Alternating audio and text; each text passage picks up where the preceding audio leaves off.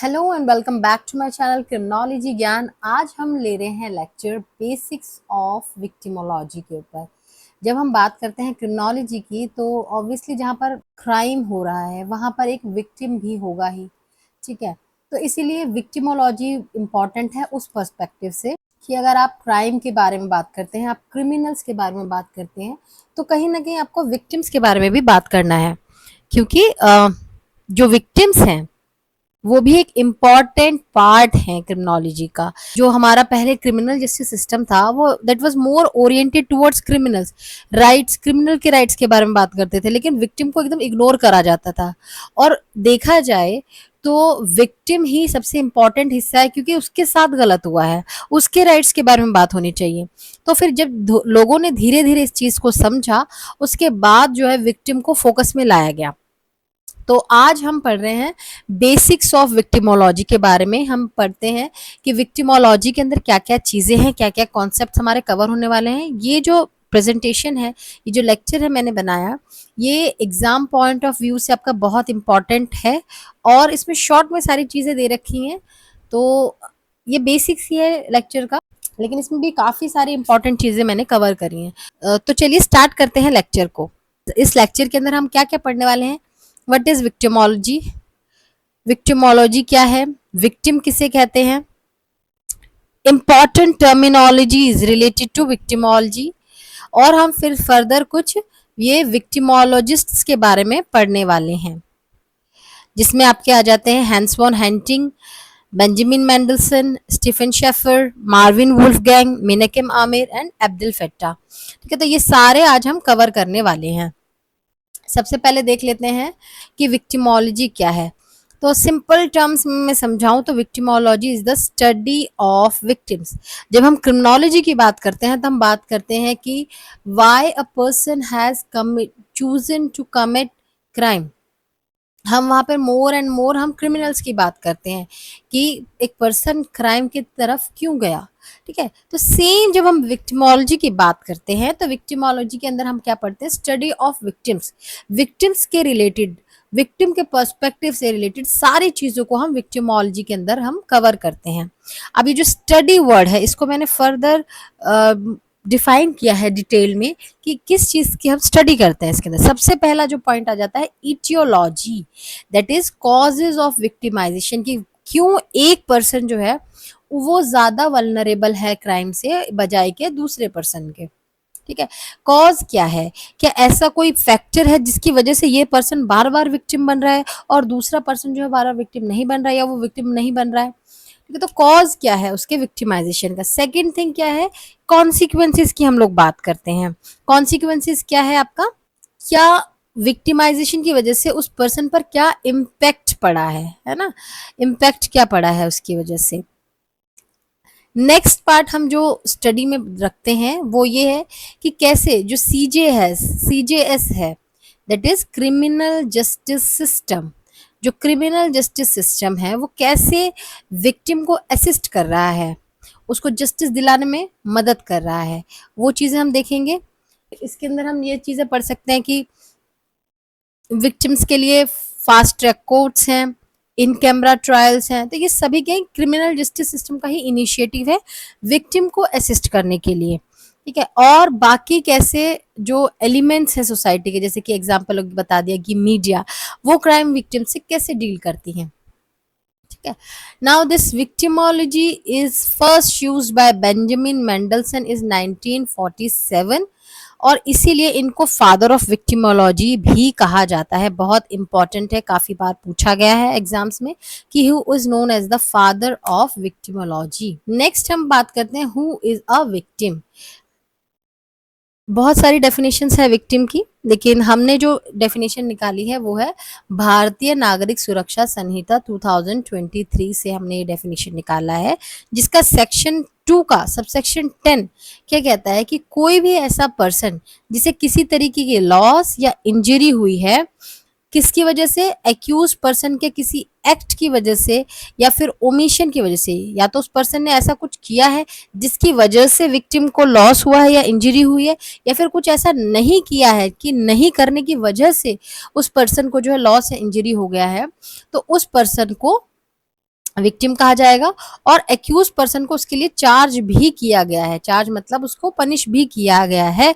तो जो दूसरा पर्सन है जिसका उसने लॉस या इंजरी किया है, that person will be your victim. और इसके साथ साथ एक एक्स्ट्रा पॉइंट जो जोड़ा गया है वो ये है कि विक्टिम के अंदर और कौन लोग आ सकते हैं, गार्जियन या फिर legal higher of such victims. हो सकता है कि ऐसे केसेस जहां पर विक्टिम अब नहीं रहा, ठीक है, जैसे मर्डर के केस में हो गया है ना, होमिसाइड के केस में हो गया, इस केसेस में जहां पर विक्टिम अब नहीं है, तो उसकी देख रेख करने वाले जो लोग थे या फिर जिसकी देखभाल वो करता था, वो लोग भी क्या हो गए, विक्टिम में काउंट होंगे। Next is important terminologies of victimology.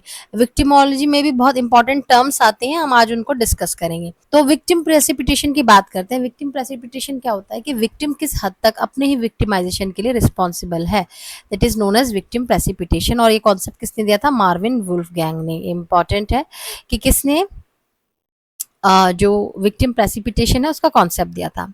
Next is victim facilitation. Victim facilitation कब होता है, जब विक्टिम अनइंटेंशनली ही सही बट ऑफेंडर के लिए आसान कर देता है कि वो क्राइम कमिट करे। अब इसका एक एग्जांपल हो सकता है कि कोई एक वुमेन है, कोई एक लेडी है, जिसने जो अपनी ज्वेलरीज हैं या वैल्यूएबल्स हैं वो ऐसे खुले में ही रख दिए हैं और उसको लॉक नहीं किया। अब अनइंटेंशनली सही वो भूल गई उसको लॉक करना, तो अब क्या है, जो ऑफेंडर है वो आएगा सिंपली और वो चीज़ों को चोरी करके लेकर चला जाएगा। यहाँ पर क्या हो गया कि विक्टिम फैसिलिटेशन हो गया कि वो चाहती तो उसको लॉक करके रख सकती थी, तो शायद वो क्राइम से बच जाती, मगर उसने क्या करा, फैसिलिटेट कर दिया। नेक्स्ट टर्म आपका जाता है विक्टिम प्रोवोकेशन।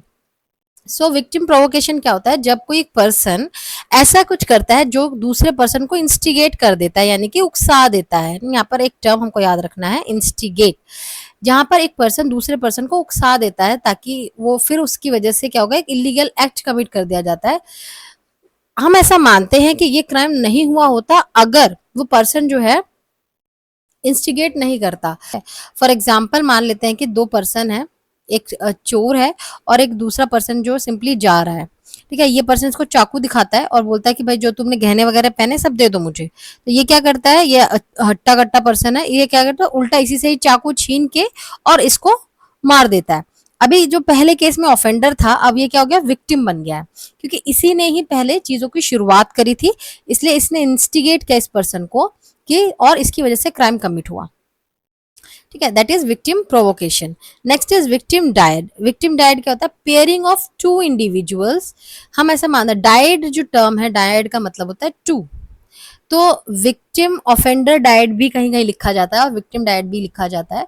तो इसमें क्या होता है, ऐसी सिचुएशन की जब एक क्राइम हो रहा है तो वहां पर विक्टिम और परपिट्रेटर या ऑफेंडर रहता है, तो ये दोनों क्या है, ड्यूअल है ना, ड्यूअल, दो दो लोग इन्वॉल्व हैं इसके अंदर, एक विक्टिम होगा एक परपिट्रेटर होगा, that is why it is known as victim dyad. फिर आ जाते हैं हम पीनल कपल।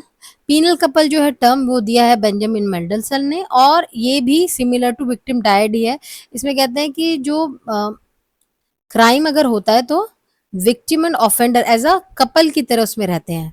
मतलब अगर कहीं पर क्राइम हो रहा है तो अगर वहां पर ऑफेंडर है तो वहां पर विक्टिम भी होगा।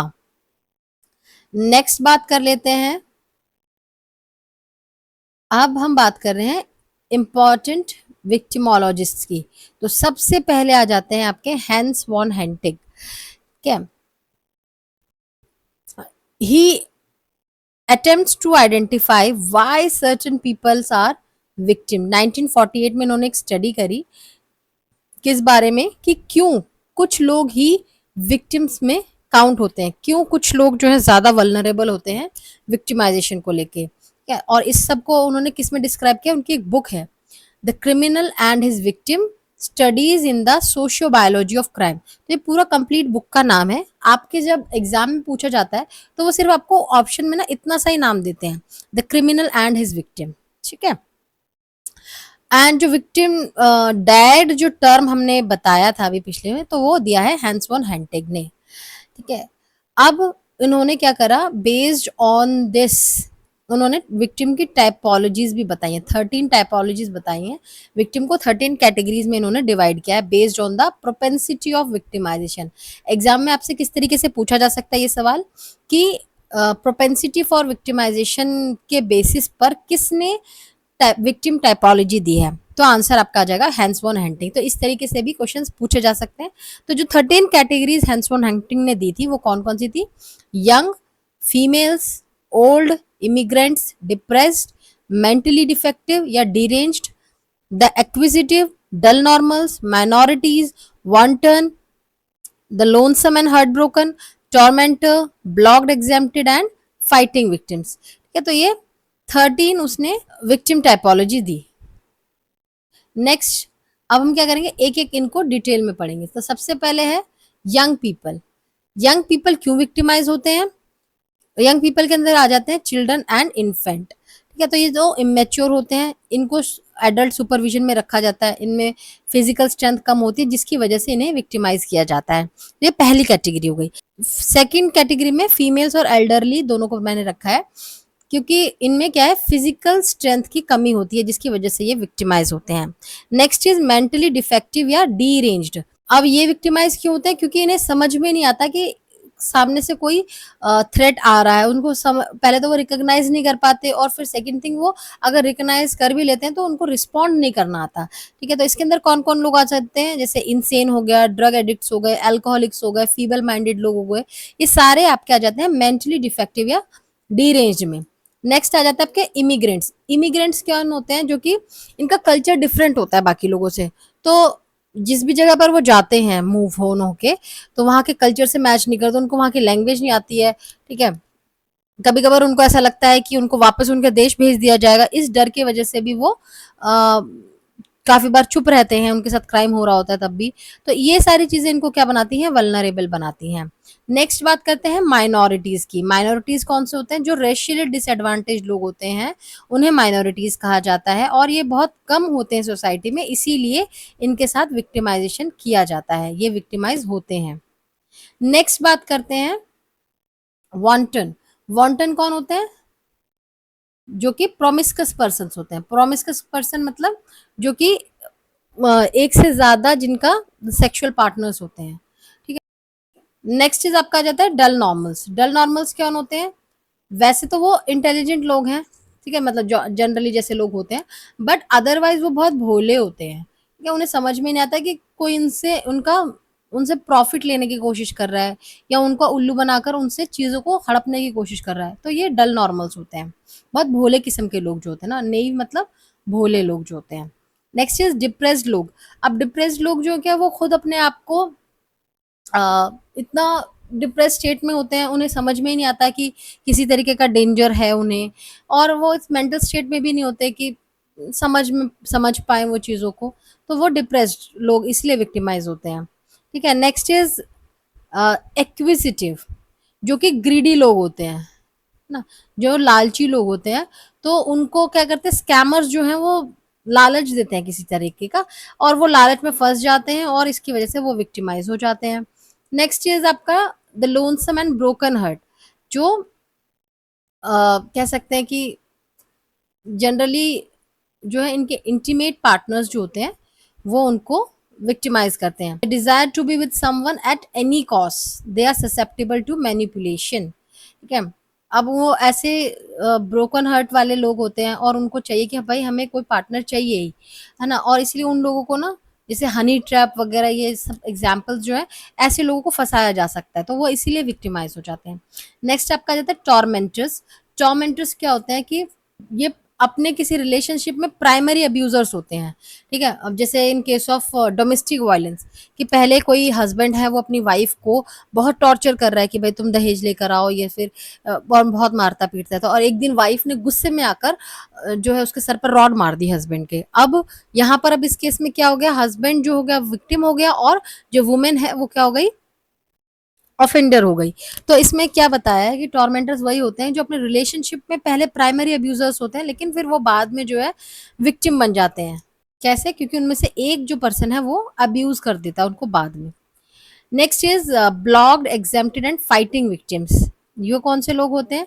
वो ऐसी सिचुएशन में होते हैं जिसकी वजह से लोग उनका फ़ायदा उठा लेते हैं। फॉर एग्ज़ाम्पल जो टीनेजर्स होते हैं, वो अपने जैसे न्यू रिलेशनशिप में आते हैं तो अ, अपने कुछ प्राइवेट पिक्चर्स शेयर कर दी।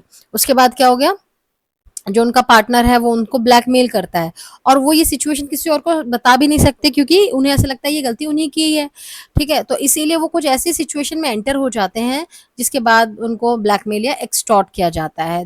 इसीलिए उन्हें वो बाद में विक्टिमाइज हो जाते हैं। ये कुछ इंपॉर्टेंट कैटेगरीज थी जो या टाइपोलॉजी थी जो कि हैंस वॉन हेंटिंग ने बताई।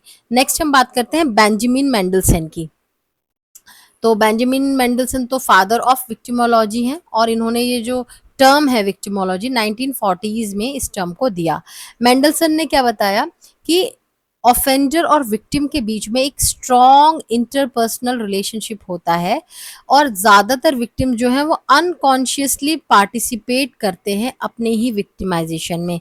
इन्होंने भी टाइपोलॉजी दी, विक्टिम्स को क्लासिफाई किया 6 टाइप्स में, ठीक है? और इनका जो डिवीजन का क्राइटेरिया था, इनका जो क्लासिफिकेशन का क्राइटेरिया था, वो बेस्ड था relative degree of responsibility and power to control और इफेक्ट द सिचुएशन। ठीक है, मेनली ये जो टर्म है वो आपको एग्जाम में देखने को मिल सकता है कि रिलेटिव डिग्री ऑफ रिस्पॉन्सिबिलिटी के बेसिस पर विक्टिम को क्लासिफाई किया था। ठीक है, तो अब हम समझते हैं कि इन्होंने कौन कौन सा क्लासिफिकेशन दिया है। तो इनके जो 6 क्लासिफिकेशन है, सबसे पहले यहाँ पर देख लेते हैं completely innocent victims. Completely innocent victims कौन से होते हैं? जो जिन्होंने अपने विक्टिमाइजेशन में किसी तरीके का प्रोवोकेशन या फैसिलिटेटिंग बिहेवियर नहीं शो किया, वो हो गए कंप्लीटली इनोसेंट विक्टिम, नाम से ही पता चल रहा है। ठीक है, देन आ जाता है विक्टिम्स विद माइनर गिल्ट, जहां पर विक्टिम की थोड़ी सी गलती है, माइनर गिल्ट। ठीक है, victim unknowingly places himself in compromising situation, जहां पर विक्टिम अपने आप को अननोइंगली ही सही बट कॉम्प्रोमाइजिंग सिचुएशन में रख देता है। Next is victim as guilty as offender, victim भी उतना ही गिल्टी है जितना ऑफेंडर गिल्टी है। ठीक है, जहां पर उसने क्या करा, दूसरों को असिस्ट करा क्राइम कमिट करने के लिए। ठीक है, और फिर वो विक्टिमाइज हो गया, that is victim as guilty as offender. Next आपका टाइपोलॉजी किस बेसिस पर है? Victim more guilty than offender, victim जो है ऑफेंडर से ज्यादा गिल्टी है, जहां पर विक्टिम जो है इंस्टिगेट कर रहा है या प्रोवोकेट कर रहा है ऑफेंडर को और इसीलिए उसके साथ क्राइम हो गया। ठीक है, next is most guilty victims, यानी कि जहां पर विक्टिम का जो गिल्ट है वो बहुत ज़्यादा है, स्टार्टिंग ऑफ एज ऑफेंडर। ठीक है, जहाँ पर स्टार्टिंग में वो ऑफेंडर था और वॉज हर्ट इन टर्न, और बाद में फिर वो विक्टिम बन गया है ना, उसको फिर इसीलिए बाद में हर्ट कर दिया गया, तो वो क्या पे हो गया, वो मोस्ट गिल्टी विक्टिम्स हो गए। और फिर आ जाते हैं इमेजिनरी विक्टिम्स, जो कि प्रिटेंड करते हैं कि भाई हम विक्टिम है लेकिन वो विक्टिम होते नहीं है। तो ये 6 टाइपोलॉजीज मेंडलसन ने बताई थी। नेक्स्ट हम विक्टिमोलॉजिस्ट जो बात करते हैं जिसकी, वो है स्टीफन शेफर। ठीक है, ये भी एक क्या है, विक्टिमोलॉजिस्ट है और इन्होंने जो बुक लिखी the victim and his criminal a study in functional responsibility. अब यहाँ पर आप देखेंगे हैंस वॉन हेंटिंग की जो बुक थी वो थी the criminal and his victim, और जो स्टीफन शेफर है उनकी जो बुक है वो है the victim and his criminal. तो ये थोड़ा सा कंफ्यूजिंग रहेगा, आप इसको ध्यान रखिएगा, विक्टिम एंड हिज क्रिमिनल किसने दी है and criminal and his victim किसने दी है। yeah. इसको याद करने के लिए हम ये ध्यान रख सकते हैं, जैसे एस टी के बाद यू वी आ जाता है, तो यानी कि विक्टिम का जो वी पहले है इसका मतलब स्टीफन जो है उसने विक्टिम एंड हिज क्रिमिनल दी होगी। ये थोड़ा सा याद करने का हम तरीका से रख सकते हैं।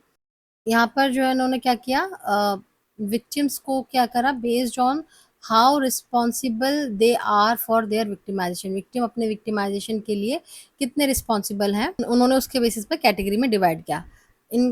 इन्होंने करा फंक्शनल रिस्पॉन्सिबिलिटी के ऊपर, इन्होंने बोला कि जो लोग हैं उनकी ना एक फंक्शनल रिस्पॉन्सिबिलिटी होती है कि आप दूसरों को उकसाओ मत क्राइम करने के लिए। इसके साथ साथ एक चीज़ और भी कही कि अगर क्राइम हो रहा है तो उसको प्रिवेंट भी करो। उसके बेसिस पर स्टीफन शेफर ने कैटेगराइज करा है। देखते हैं क्या क्या है। 7 कैटेगरीज इन्होंने दी हैं। पहला है आपका अनरिलेटेड विक्टिम, जिनकी कोई रिस्पॉन्सिबिलिटी ही नहीं है। ठीक है। सेकंड है आपका प्रोवोकेटिव विक्टिम, जहाँ पर शेयर्ड रिस्पॉन्सिबिलिटी है, विक्टिम और ऑफेंडर दोनों का शेयर्ड रिस्पॉन्सिबिलिटी है। देन आपकी बात आ जाती है प्रेसिपिटेटिव विक्टिम की, जहाँ पर जो विक्टिम है उसके कुछ सम डिग्री ऑफ रिस्पॉन्सिबिलिटी है।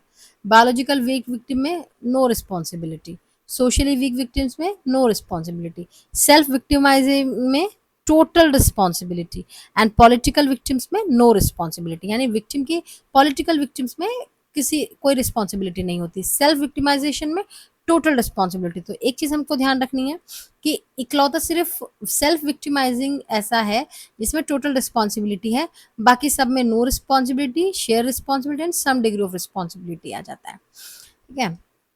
नेक्स्ट हम बात करते हैं मार्विन वुल्फगैंग की। ये भी एक विक्टिमोलॉजिस्ट थे। मार्विन वुल्फगैंग पहले इंसान थे जिन्होंने क्या किया, विक्टिम प्रेसिपिटेशन को इन्वेस्टिगेट किया एम्पेरिकली इन द ईयर 1957 में।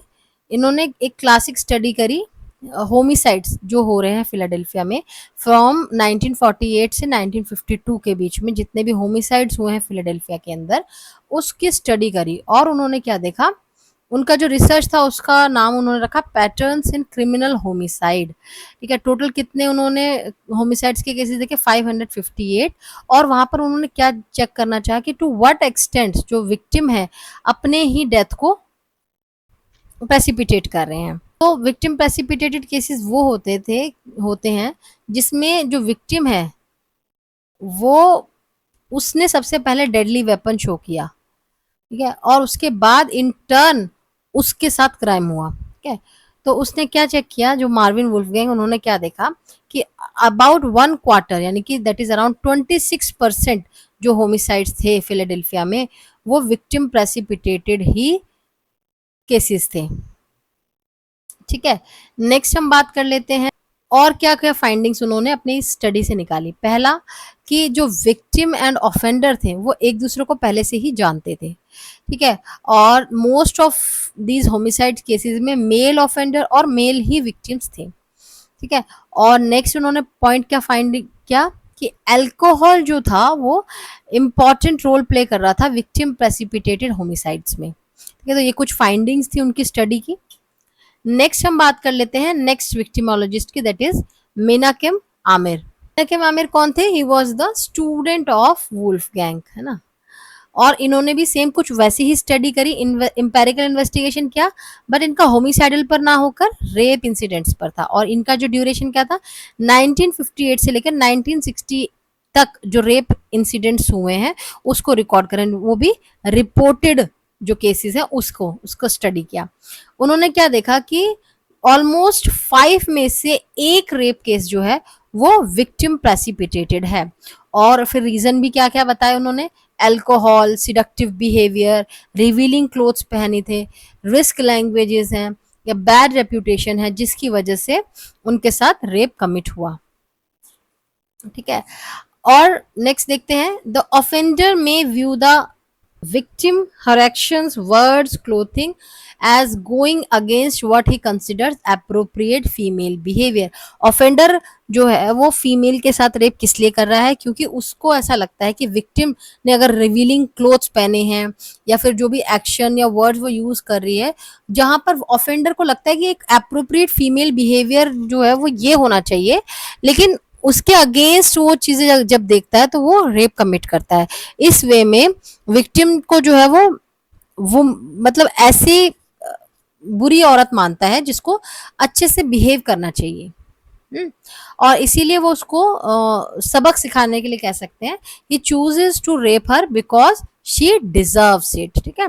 और बिकॉज ही थिंक्स कि उसे वो चाहिए, इसलिए वो उसके साथ क्राइम कमिट करता है। ठीक है।